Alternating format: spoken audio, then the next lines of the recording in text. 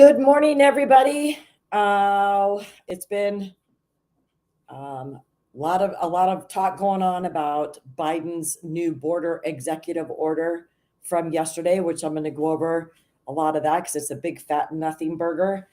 And the Arizona House passed HB 2060, which is the Secure Border Act. It didn't go into law, but what they did yesterday was passed it in the House to where it's going to be an initiative that will be on the ballot in November for the Arizona voters to decide.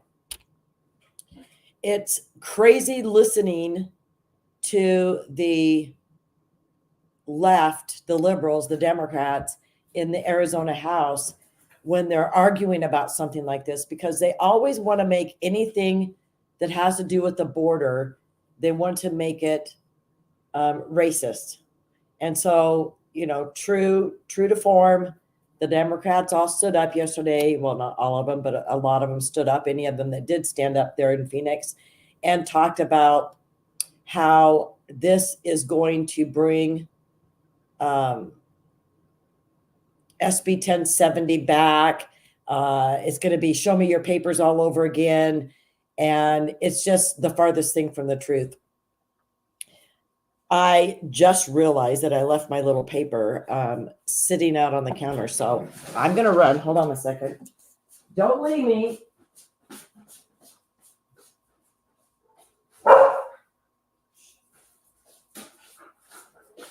You be quiet, little missy. We got Miss Bella on alert today. She's on one today, folks. I just hope that I don't have any of her toys flying by my face on the screen. So anyway, I want to go over what this HB 2060 actually is saying and what the voters here in Arizona are going to have to vote on. The biggest thing that I love about this sort of thing is that you've got representatives down at the Capitol. The Democrats are always going to say anything to do with the border is racist. It's racial profiling. We hate Mexicans. We hate anybody from South America. We can't stand brown skin. This is basically what the legislators down there in Phoenix, the Democratic legislators, were saying yesterday on the floor. And you've got the Republicans who get up and talk. Bella, hey, come here. Come here. You've got the Republicans who are talking about, no, it's about following the law and not allowing anybody to just cross our border, ignore our immigration laws, and think that it's okay to do this sort of thing. And when that type of stuff does start happening in the volume that it is, the word spreads around the world. And so anybody and everybody thinks that they're going to be able to come and do the same thing that their friend who contacted them did. And there's immigration laws in place for a reason. And we should never be ashamed, ever, for upholding the laws in our country, for upholding the state statutes that may stand. We don't ever have to be ashamed for that. That does not mean that you're a racist, that you're a Islamophobe, that you're anything that the Democrats like to label you. It's the furthest thing from the truth. So you have got to stand behind these lawmakers who are doing this sort of thing. They're getting all kinds of crap from anywhere and everywhere. And that's wrong too, because these lawmakers are set down there for a reason. But my point being, yesterday when I was listening to all of these, the floor, and listening to all the arguments back and forth here in Phoenix, these people don't know what their constituents want. I guarantee you 80% of those lawmakers down there in Phoenix don't have these conversations with their constituents. They don't talk about these sort of things. They don't go to them at their legislative district meetings on a monthly basis and say, hey, we have this HB 2060. I'm going to give you all a copy of the bill, and I want you to contact me and tell me what you think. I'm going to give you a little summary right now. And it's going to be biased you know, if you've got a Democratic representative and they're going to their legislative district meeting, they're going to be speaking to their fellow Democrats.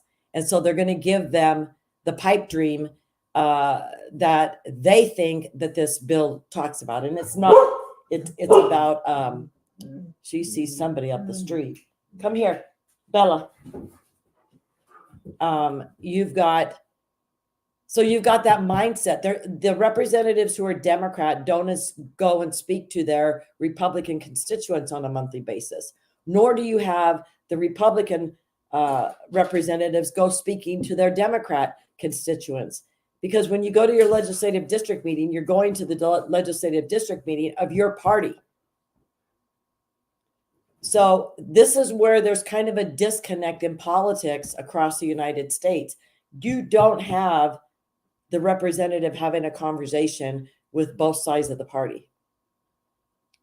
So it's always going to be leaning one-sided. When you've got a Democratic representative down there at the House in Phoenix, they're going to be constantly saying that anything having to do with the border and securing the border is racist. The funny thing is, though, that as I'm out, you know, in my community running for office and speaking with people, there are Democrats who feel like we do need to secure our border. This needs to happen. And so my point being, how in touch are these representatives really with the people that they're representing? I don't think it happens. And that's the sad reality. Even in my legislative district, you know, when I come to our legislative district meetings, it's going to be to the Republican legislative district meeting on a monthly basis to give my constituents updates. They're the ones who voted me in. Yes, they will be the ones who voted me in, but you represent everybody, whether they're Republican, Democrat, or independent. And that's where I think people feel disconnected, unheard, and not cared about as a voter when you have a representative of the opposite political party representing you down at the state or in DC. But there's absolutely no way that this HB 2060 that they passed there in the House in Phoenix yesterday, which is the Secure Border Act, and it will be brought to the ballot in November. So Arizona voters will be voting on this. The Democrats were arguing left and right yesterday down there at the Capitol that this is going to cost so much money. You know, Seth Blattman, who's one of the representatives that I'm running to upseat, him and Lorena Austin, of course, the two Democratic representatives here in LD9, they're kooks. You know, Seth Blattman got up there and said, as a business owner, please stop embarrassing Arizona and trying to pass these kind of bills. This isn't embarrassing Arizona, Seth Blattman. This is standing up for Americans and standing up for Arizona citizens. So what SB 2060 would do, it would allow law enforcement to arrest anybody who they feel illegally came into the country, which means they came into this country not at a port of entry. Because if they come in at the port of entry, they're supposed to be processed by the Border Patrol and they would be in the system. Now, if they've just crossed over, you know, our over 300 miles of really open border here in Arizona, then these are the people that we're going to send back. And they will not have a chance for amnesty, and they will not be able to come back for a certain set amount of years. It's basically blowing smoke is all this is doing. Because I don't believe a word the Biden administration says. I don't believe a word out of Mayorkas's mouth to begin with. And I sure as heck don't believe Biden, because I don't even think that he knows what day it is. But he can't answer a question because he's given a cue card or a monitor to read off of. And that's why he looks so confused when he's walking away from something that he has said at a microphone when somebody yells an answer at him, because he doesn't really understand the whole concept of why he's there and what he's talking about. He doesn't get it. He's just given the talking points, the bullet points on his little note cards. Heck, you or I could be given bullet points on the HB2060, but you have to really get into, why is this happening? Why are we doing this? Why do we want it to be a voter initiative? Why do we want the voters in Arizona to decide on this? And why don't the representatives and the senators down at the Capitol just move this through? You want to know why? Because this is a conservative issue. We understand the importance of securing the border, not only for national security and safety, but for our economy. And so there will never get anything passed down there at the Capitol. It might pass through the very narrow margin, 2 votes margins that they've got in the House. And it might pass by the 1 or 2 margin they've got in the Senate. But once it hits Katie Hobbs' desk, it's going to be vetoed, our Democratic governor. So that will never happen. And so this is why the Republican lawmakers down in Phoenix decided to go with this approach. You know what? If we're never going to be able to get something passed down here at the Capitol, let's take it to the voters direct. Now, once a voter initiative has been passed, it would take 2/3 vote with the legislator to override a voter initiative. And it would take 60% of, I think, voters, if they wanted to bring it back to the voters, it would take 60% of the voters to overturn it or change it. So you got to be real careful. If you're an Arizona resident, you have to be real careful how you're voting on this thing, because it's gonna be there. But you also need to understand what it's about. So I'm going to go over a few points. What the HB2060 does is it increases enhanced sentencing for fentanyl dealers or the possession of fentanyl. So if they've already been caught up in fentanyl poisoning, fentanyl possession or fentanyl drug trafficking, this enhances the sentencing for a repeat offender. Why wouldn't anybody want that? Fentanyl is deadly. Why wouldn't the Democrats want that? It increases the E-Verify and stops the submission of false documents to qualify for public benefits. Why wouldn't a Democrat want that? Because on one hand, they're crying and complaining about what this HB 2060 is going to cost Arizona, but what does the public benefits that these illegals apply for and are approved for, what is that costing Arizona? They don't ever want to talk about that. It also makes it a crime to enter Arizona from a foreign nation somewhere other than a legal point of entry. Who wouldn't want that? And they talk about foreign country because it's not just Mexico and South America.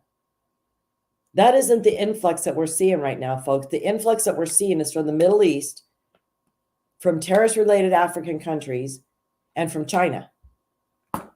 A lot of Asian countries are coming over here too. And I don't know about the terrorist type ties some of those countries have, but it isn't good. This isn't about stopping people of color from entering our country. This is about upholding the immigration laws that we have. Every country does it. You would not be able to go to France and hang out there and get a job without the government coming and saying, what are you still doing here? Like, you shouldn't have been here longer than X amount of time according to the visa that you had to come over here, your traveling visa. You can't stay here for 2 years. You can't be working and stealing a job from a French worker who needs this job. Other governments understand what's wrong with this. And you know what? They're dealing with the same thing that we've had to deal with in Europe when all that was happening and all those Middle Eastern refugees were rushing. Some of those countries absolutely said, nope, not coming in here. Poland, some of them were like, nope, sealed up their borders. Where was the outcry then over them doing that? Countries have borders, and they have a right to enforce the law and say, you're not coming across our border. You're not of this culture. You don't speak our language. You're coming here with ill intent.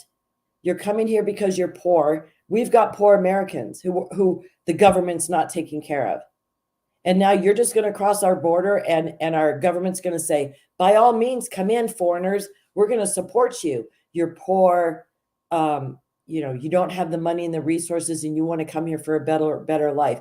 What about the poor Americans and the homeless Americans who are sleeping under the underpasses or at a park at night? What about those people? The Democrats don't care about them. The Republicans don't either, for that matter. So the Democrats were also trying to put a lot of fear in them, saying it's going to be like, show me your papers, and they're the law enforcement. They have immunity, and they're not going to be punished for doing this sort of thing. And anybody with brown skin, you better be afraid of driving, because if they look at you in the car, see your brown skin, they can just pull you over and arrest you and demand that you show the papers. They have to have probable cause. Reasonable suspicion is not allowed. It has to be probable cause. You have to have committed a traffic violation. You have to have committed a crime for a reason for a police officer to approach you and apprehend you. So that whole thing's blown out the window by the verbiage in this thing. They were also saying that parents of illegal children won't be going to teacher parent conferences, because if they show up, the teachers are going to call the police and say, they're immigrants, come and arrest them. That is not going to happen. That is not probable cause. These people are not committing a crime. There are a lot of loopholes and beneficial things to the illegals who are already here if they're not breaking the law. But the cost to Arizona, as it stands, if we don't do anything, is approximately $200 billion annually. I think that can't be right. 200 million, because that's what the House Speaker was saying yesterday when I was watching the floor action, because the cost of illegal immigration, sorry, I had that backwards. Illegal immigration costs this state over $3.2 billion annually. So Arizona spends $3.2 billion annually on illegal immigration and costs associated with it. That could be medical, that could be education, that could be food stamps, that could be all the things that they say they don't get, but they do. And it's costing the U.S. over $200 million annually. Actually, it's at about $352 billion annually that the United States is spending on illegal immigration. So how does that make you feel? You know, you're working your tails off and you are paying taxes, and this is where it's going, to foreigners who are coming across our border. So HB2060 here in Arizona is a good thing. It will be on the ballot. If any of you who are listening are from Arizona and you have any questions on it and you don't have the time or the brain power to search through that bill, shoot me an email, and I will get whatever information you need so that you understand this bill and can actually talk to your family and friends here in Arizona about the importance of voting yes for HB 2060 on the ballot this November. It's going to be a good thing. It will probably cause a lawsuit from the federal government, just like they're doing with Texas with HB4 or SB4. And, because, and they're doing something to Louisiana also, the federal government is, and I think Iowa, because all of those states have kind of jumped on board and are trying and have actually passed bills in their legislation to not allow people that it's a crime to be in Iowa if you've crossed the borders, that they can arrest you. None of these states want these illegals coming in there and invading them. They see what's happening in New York. They see what's happening in Chicago. And as much as the Democrats want to argue in these situations that crime rates do not go up, sorry, folks, but they do. And the only reason why they're not getting the statistics together and not putting illegal immigration as a statistics in the crime that they are booking and processing is because they don't want this to become an issue. They don't want you to know the truth of how much crime is being committed by foreigners in our country. So they stop gathering that information. They stop submitting the immigration status. A lot of times these police stations know this. They know, but they don't have a column in their statistical, statistic gathering on the crimes committed in their communities. They don't have a column that says immigration status. They did up in Oregon, and I had a guy, I gotta look him up because I haven't seen any of his stuff in a while, but he was doing a report, and he would come out monthly about the people who were the illegals who were in the prison system and the jail system there in Oregon. And it would tell the crime they committed, what country they were from, what county the crime was committed in. So they had really good statistical type stuff going on up there in Oregon. In North Carolina, you've got a site. It's called NC Fire, NC for North Carolina, ncfire.info. You can go to that website, and that gathers all of the information in North Carolina of illegals who are raping or sexually assaulting children. That is what that site is dedicated to. Be prepared if you go to that site and look at those statistics, because it will make you sick. Absolutely make you sick.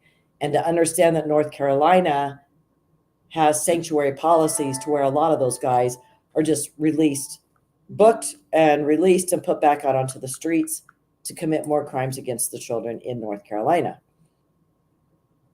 That's a sad reality, folks, and that is what sanctuary policies do. Because there's a couple of counties in North Carolina that in 2018, when they had these liberal sheriffs elected into office, they immediately switched their counties to sanctuary counties. Even though North Carolina has a state law, they are a non-sanctuary state. That was put into law by a previous Republican governor there in North Carolina. These sheriffs came in, and this is what's sickening about that. These sheriffs are the last line of defense. They are the people's choice for law enforcement, the sheriffs. We elect them into office. And yet they turn around and stab us in the back by protecting and coddling illegal criminals in their counties. It's disgusting. Police departments and police chiefs and some of those, they don't have a say in what they're doing, because you've got a city council and a mayor who makes those decisions. And let me see. I had my granddaughter calling me. We got a lot going on in the family. Trump is coming tomorrow to Phoenix, and at Turning Point. She works at Turning Point. So I'm going to be going to that. Another one of my granddaughters is going to be going with me. So it's going to be pretty exciting that Trump is here in Phoenix. He hasn't been here for a while. So we're going to be going to see that tomorrow. But anyway, back to the sheriffs. It's the last line of defense. You've got these police departments that are directed by a mayor and a city council. And so they've basically got to follow what the mayor and the city council tell them they're going to be if they want to keep their jobs, right? The sheriffs, on the other hand, elected by the people, you don't have any, the government doesn't have any say in how they handle things. Like they don't have a city council or a mayor or a governor telling them how they have to run law enforcement in their county. But you've got these kooks who come in and decide, oh, we're going to be a sanctuary county. We're going to protect illegal criminals who rape and sexually assault children here in North Carolina.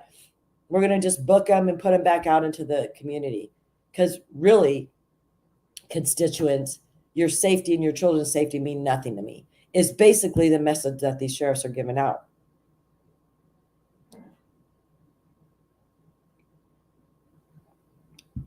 So I'm going to go over here because this new executive order that Biden did,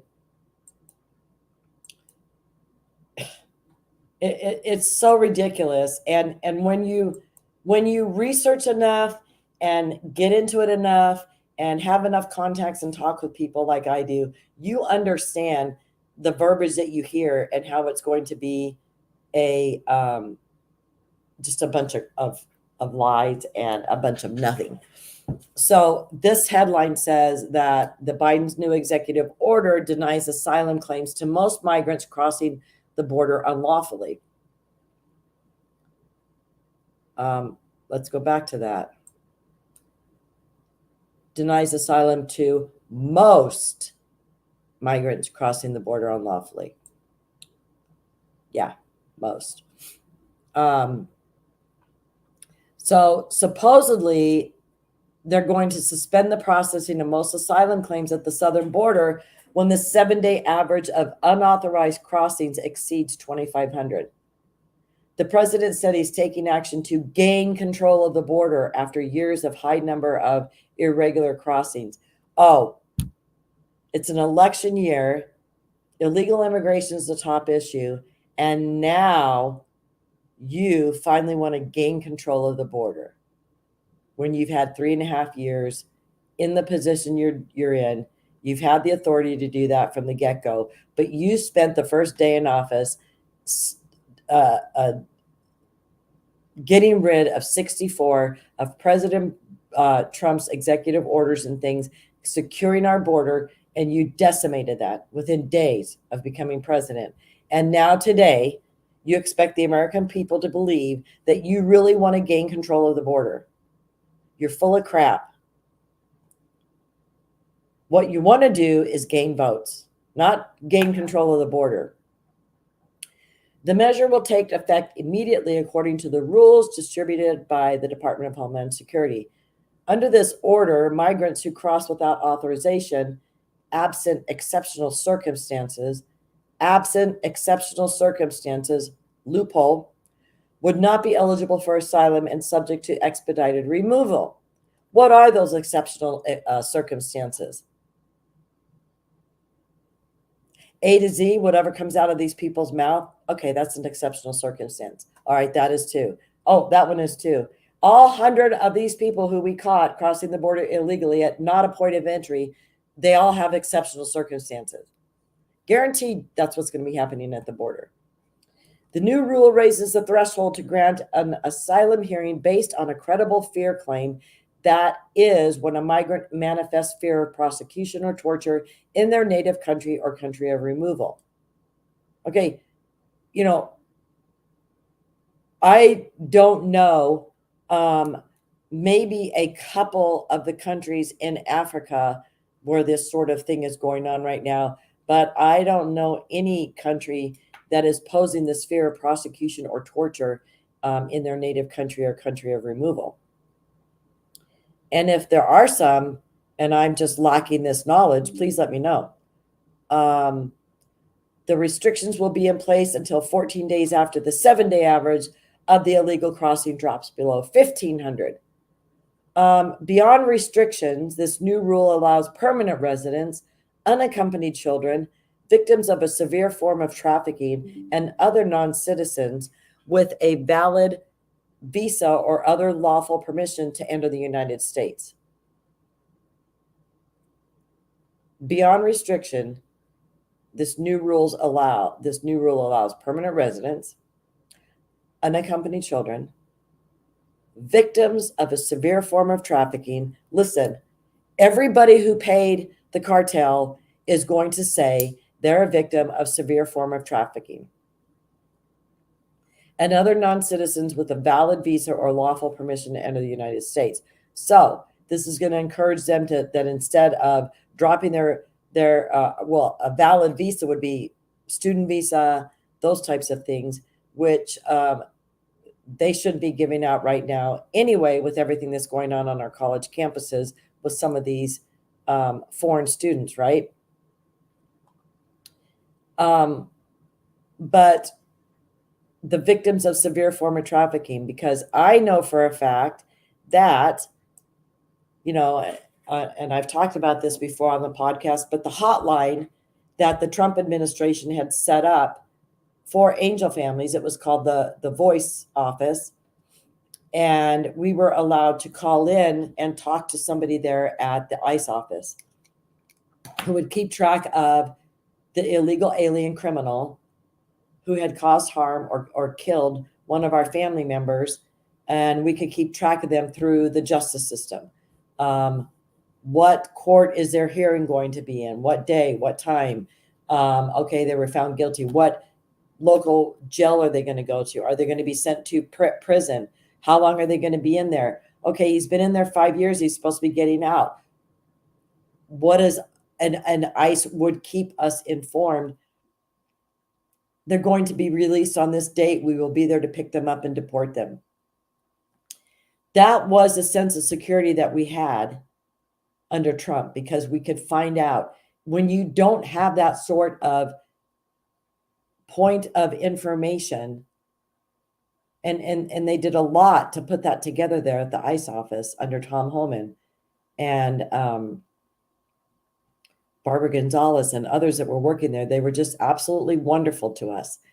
When you don't have that type of information, you are a victim, or the victim's family, struggling to figure out from a directory, what phone number do you call? What court system do you call? What judge's assistant do you need to talk to? And all that's happening is you're given the runaround. Well, you need to call this office. No, you need to call this office. No, you need to call this department. Let me tell you, it's a very frustrating process for angel families to go through to find out anything about what's happening to the illegal alien criminal who permanently ripped their lives apart, or assaulted, identity theft, sexual assault, any of those types of crimes that they're committing against American citizens. It's very, very hard to get the information that you need to feel comfortable that you're not going to be re-victimized, that this person isn't going to show up again at the store you were at when the crime happened, whatever. But the Biden administration, aka Mayorkas, took that phone number and that office and dismantled it. Kept the phone number, but changed it into a hotline for illegals to call. If you've been the victim of human trafficking, which this is what I'm referring to on this article that I'm reading, victims of a severe form of trafficking. Those are just words, severe form. Victims of trafficking is the key word to, if you paid a cartel member, if you paid a coyote, if you paid a human smuggler to get you here, you're a victim of trafficking. Call this phone number.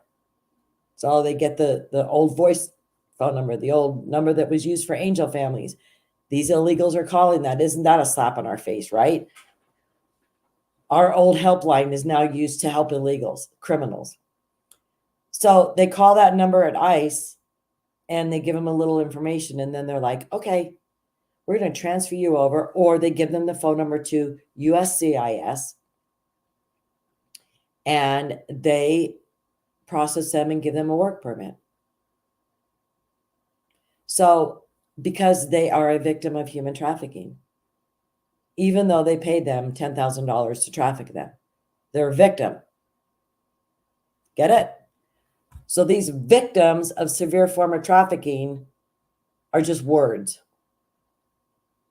They're not they're not actually going to go to the worst cases of trafficking, people that were forced to do this sort of thing, people that are forced to come here and be sexual slaves, sex workers, to pay these human traffickers off, or they've kidnapped them and put them into this type of a life because they'll be a moneymaker as long as they're able to continue having sex with men that they just keep piling on them, 10 or 15 of them a day. So because he's running for re-election and has been facing high criticism for the high number of migrants, he is relying on Section 212F of the Immigration and Nationality Act to implement these restrictions. This provision has been previously invoked on the grounds of national security. Frankly, I would have preferred to address this issue through bipartisan legislation because that's the only way to actually get the kind of systems we have now that is broken fixed.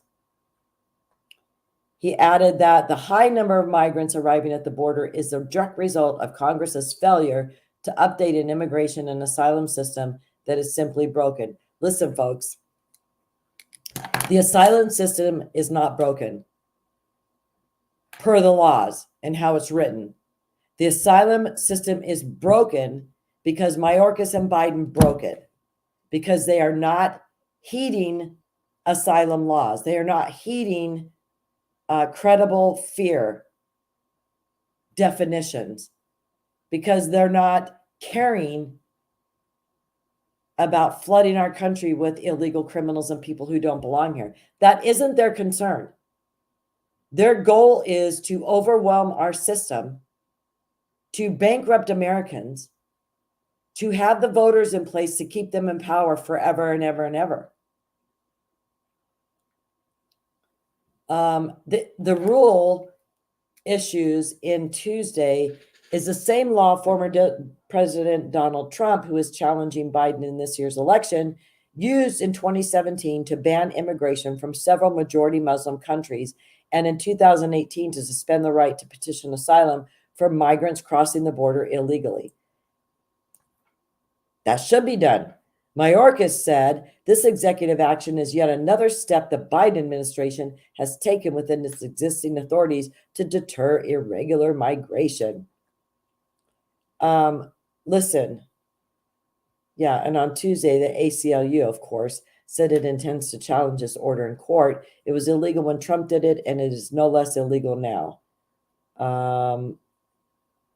Said Lee, the deputy director of ACLU's Immigrants' Right Project.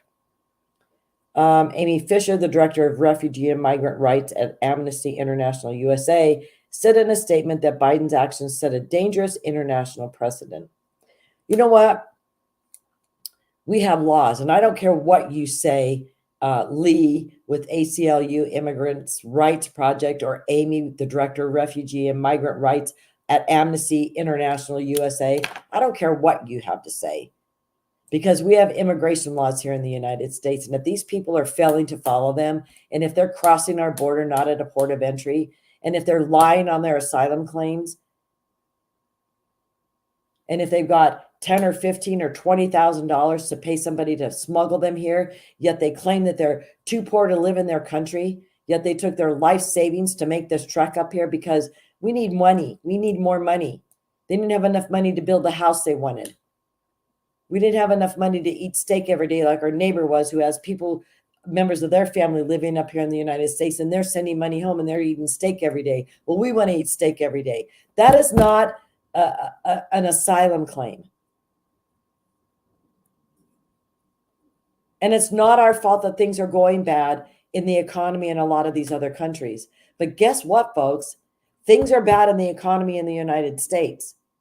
And illegal immigration and supply and demand is going to keep raising that up and make it next to impossible for Americans to make ends meet in the very near future.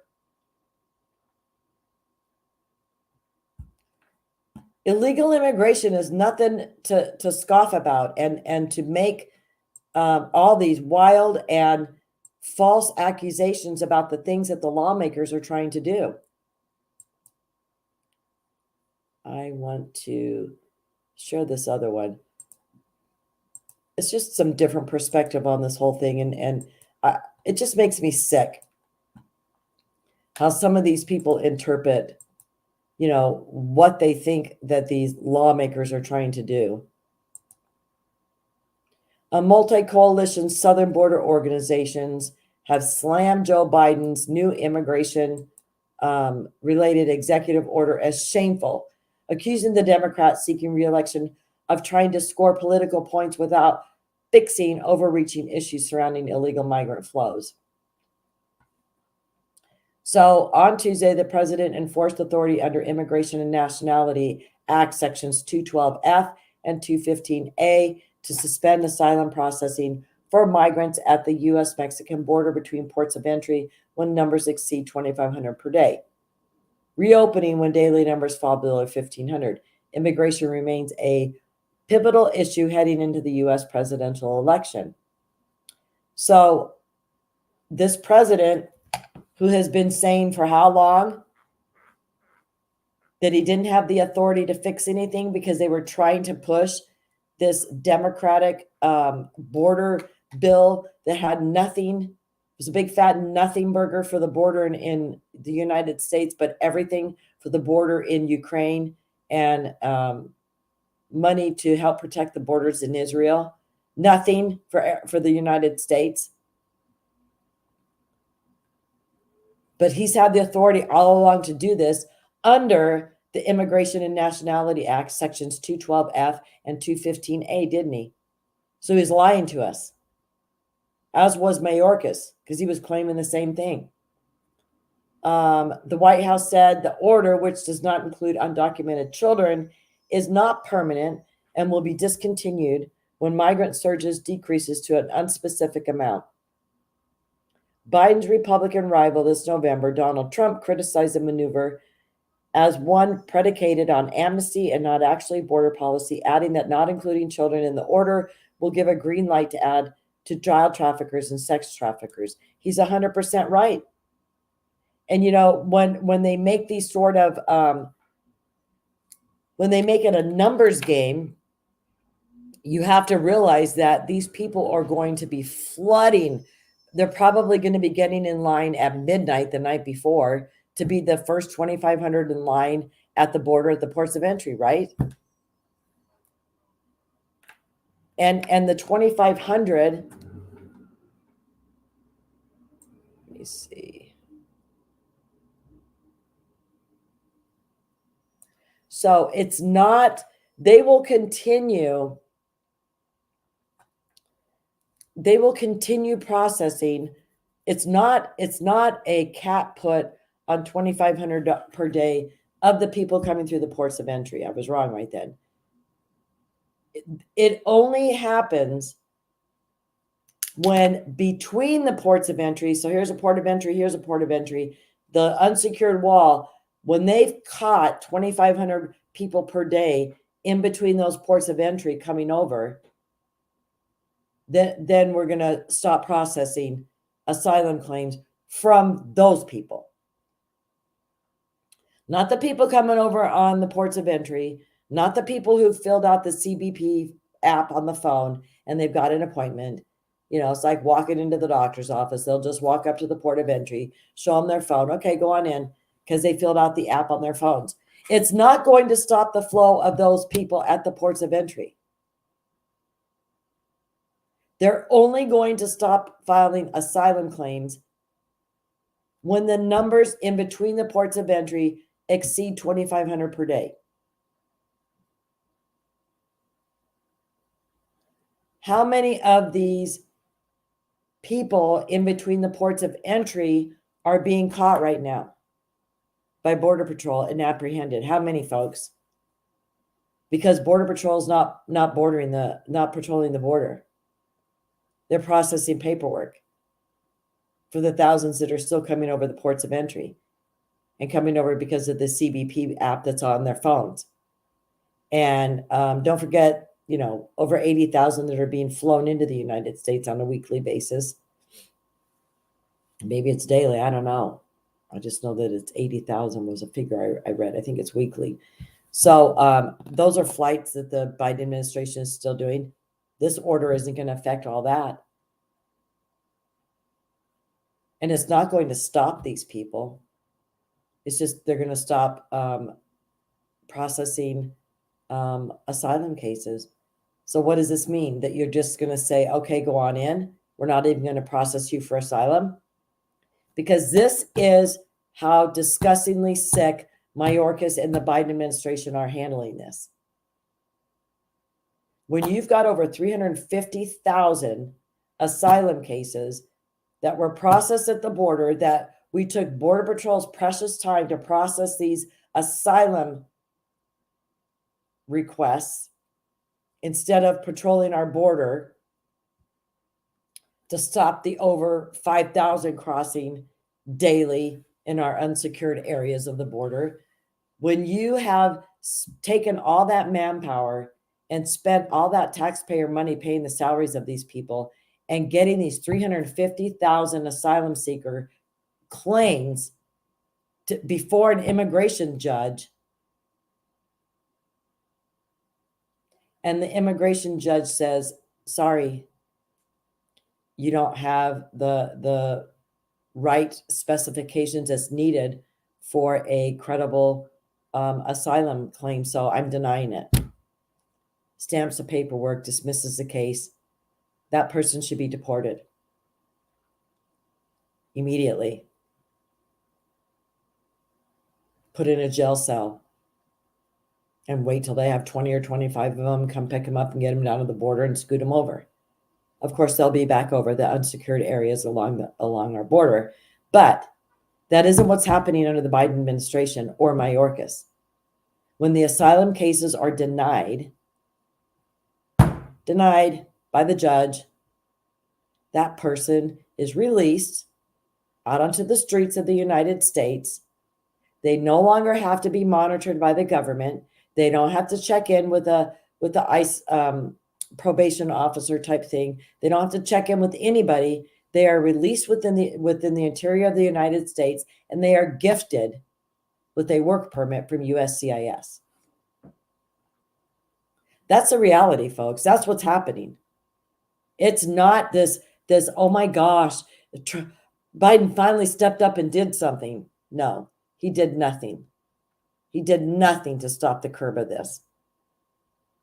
So when the numbers exceed 2,500 a day, how many are they catching right now between the ports of entry?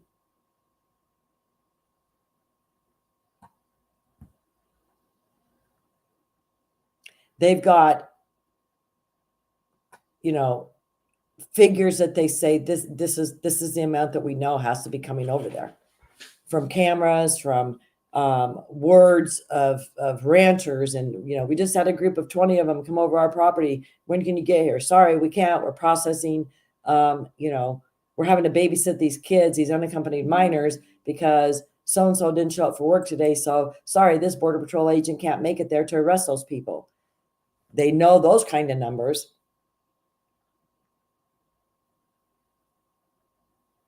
This isn't going to do anything. This isn't changing anything. It's word salad. It's confusing. It's anything that you can say to make yourself look better in an election year, right? And I want it to be known that both of our Democratic representatives here in LD9 in Mesa voted no on HB 2060 because they didn't want you, the voter, the American citizen voter, to have a say in how we handle people crossing illegally into the state of Arizona. They don't want your opinion. They don't think that what you think is important enough that it should have anything to do with implementing any law here in Arizona. That's bottom line how they feel about you.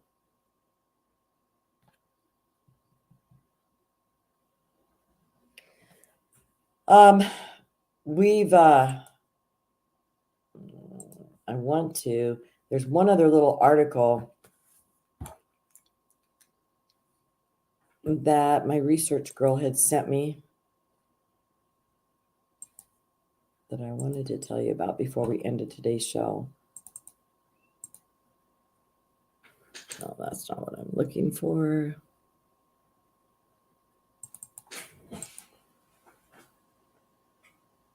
All right.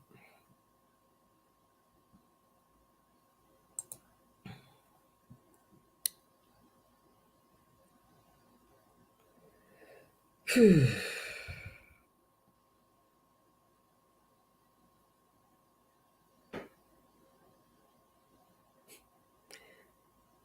Yeah.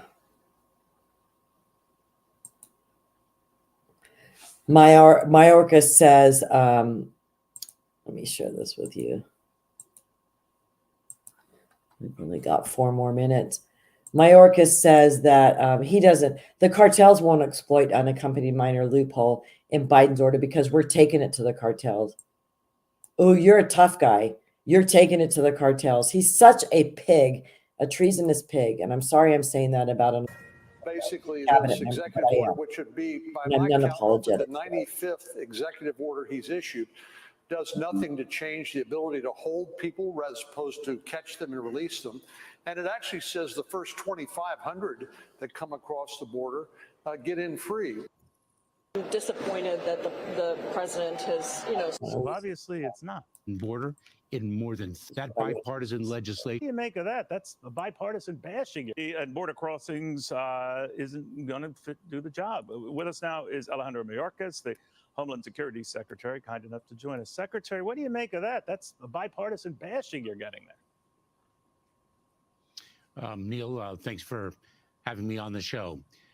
Bipartisan bashing is part and parcel of immigration, but where we need bipartisan unity is where we had it in the proposed legislation that senators and this administration worked so hard to achieve. That bipartisan legislation would have provided the toughest statutory, the toughest new laws to further secure our southern border. He's lying. It did not have that. What it did have was a bunch of money for administrative costs for DHS. In more than 3 decades. It would have allowed us to hire 1,500 more U.S. Customs and Border Protection personnel, more than 4,000 asylum officers, more than 100. This is what I'm talking about. This is the money that they wanted. They just want to hire more manpower because you know what, folks? They don't have enough manpower to process the amount of people that they're processing on a daily basis. This isn't more manpower to secure the border. This is more manpower to process the illegal crossers. Immigration judges. It would have funded technology to increase our ability to interdict fentanyl. But it didn't happen. But nevertheless, you had said, and the president said a number of times, sir, that the border already was secure. So obviously it's not. Good. Oh, Neil, we've been talking about strengthening the security of the border since day one. The challenge of irregular migration is very, very dynamic. Our personnel, our Border Patrol agents are doing extraordinary, heroic work. Trump were doing when he was in office. I want to take you back to October 2020, sir. When America, does anybody seek? Not true, Neil. And President, based on the following, and now he's doing what Donald Trump did. Not true, Neil. And President Biden spoke accurately in the clip you just showed.